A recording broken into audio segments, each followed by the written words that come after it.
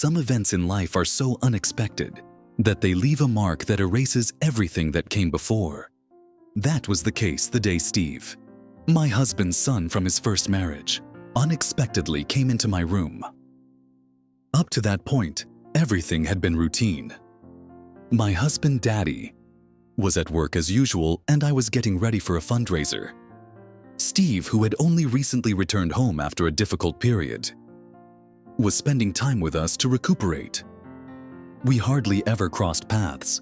His silent presence in the house seemed to shield us from having to build a connection. But that night, everything changed.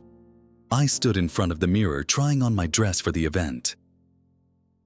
Red and tight, it emphasized my figure, but it felt too provocative. I tossed it off and stayed in my underwear, looking for something more appropriate. My gaze settled on a simple but elegant black dress hanging in my closet. Pulling it out, I crouched down to remove the stockings. The material slid gently down my legs, leaving my skin exposed. At that moment, the door swung open. "Ellen, are you here?" Steve's voice sounded, but his phrase was cut short. When he saw me, I froze. His gaze rose slowly from the floor to my face, stopping at my exposed shoulders. Steve's cheeks instantly flushed, and he turned away abruptly. "I'm sorry," he mumbled, stumbling and nearly hitting the lamp. The door slammed shut, leaving me alone with an unbearable mixture of embarrassment and anxiety. My heart was beating so loudly that it seemed to be audible outside the room. Everything that had just happened had left an imprint on me. I felt vulnerable, but at the same time, something about this moment felt different, frighteningly new. That incident with Steve never left my mind.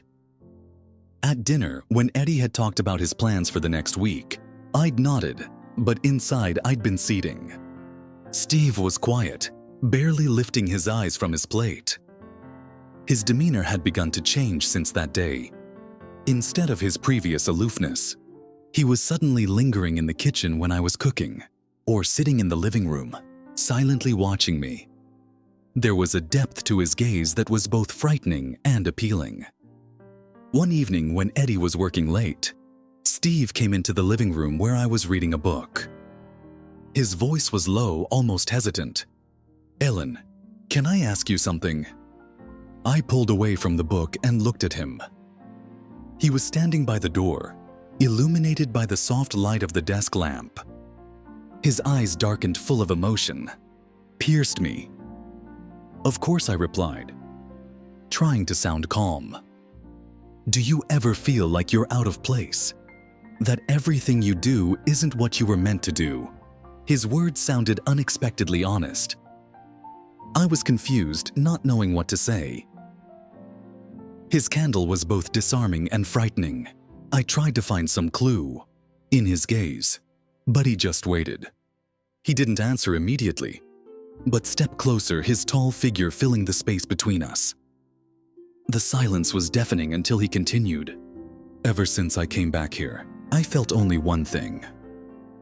You're the only person who makes me feel alive." His words hit me like thunder.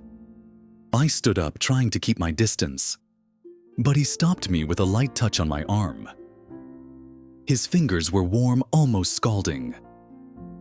"Steve, this isn't right," I said, but my voice betrayed me by shaking.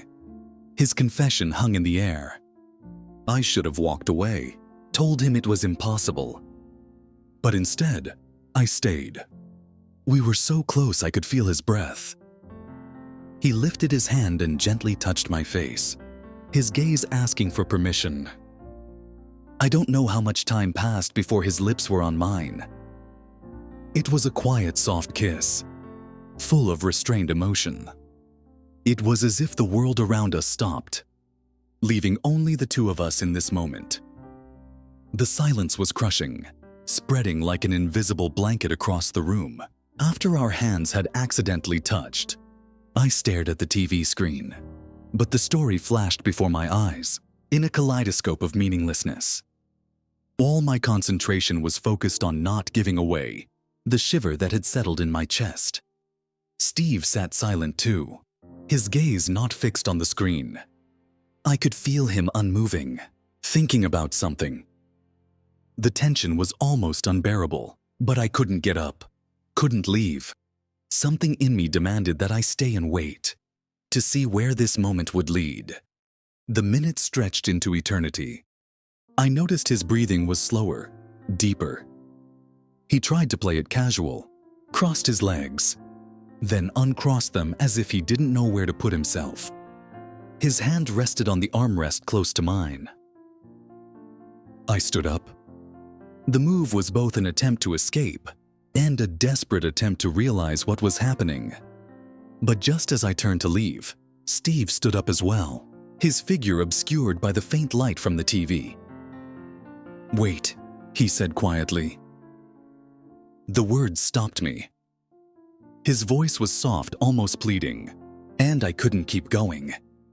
I struggled to turn around, but when our gazes met, I realized I couldn't fight the tension anymore.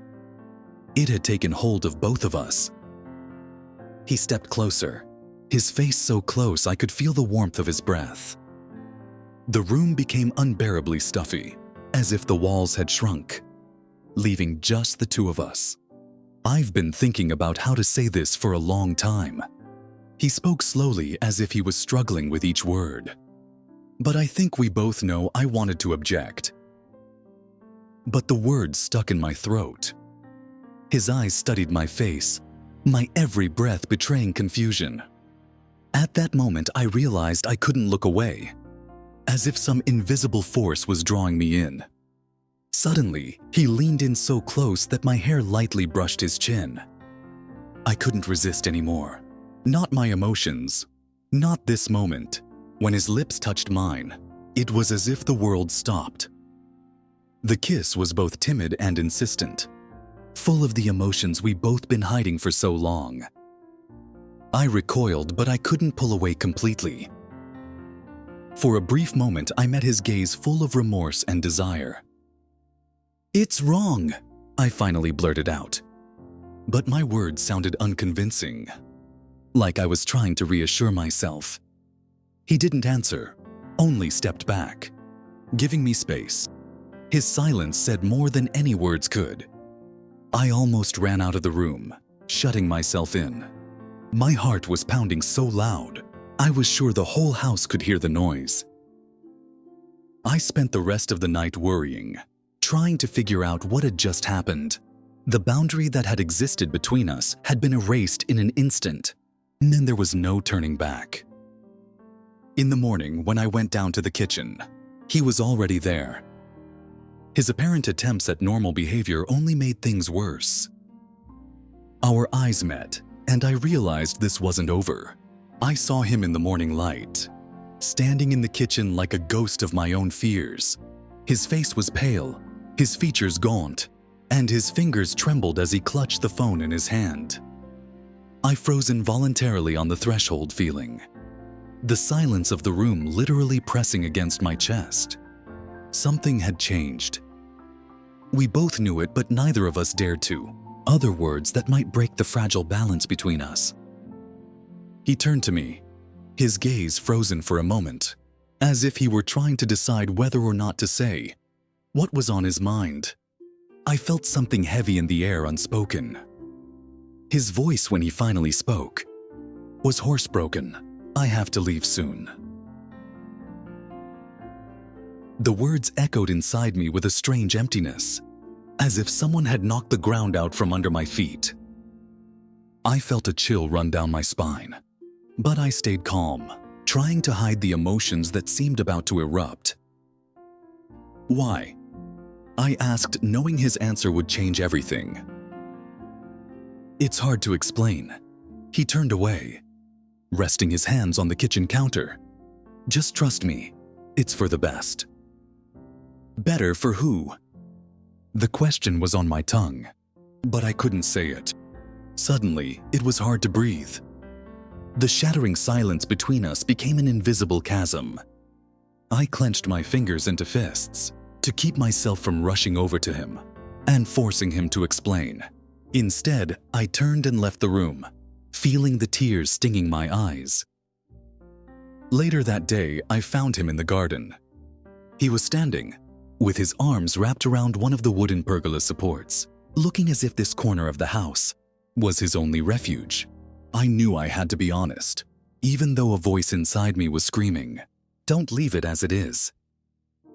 But I couldn't keep quiet any longer. "Are you really going to leave?" I asked, stopping a few steps away from him. He turned slowly. His eyes met mine, and I saw pain there. Real deep pain. "Yes," he finally answered. "I can't stay here anymore." "Is it because of me?" My voice was quieter than I'd expected. His silence said more than any words could. Steve took a step toward me, his hand reaching out faintly but dropping as if he changed his mind. I felt a deafening pain building in my chest.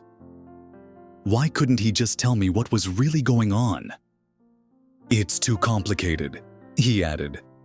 "I don't want to hurt you." This night was particularly dark. The moon was hidden behind thick clouds, and a strange gloom enveloped the whole house. I couldn't sleep, thoughts of his departure drilling into my brain. I felt like I was losing a part of myself with every step he took, and the feeling was unbearable. When I heard the stairs creak, I knew it was him. I left my room and found him in the living room. He was standing by the window, staring out into the emptiness of the night, as if searching for answers.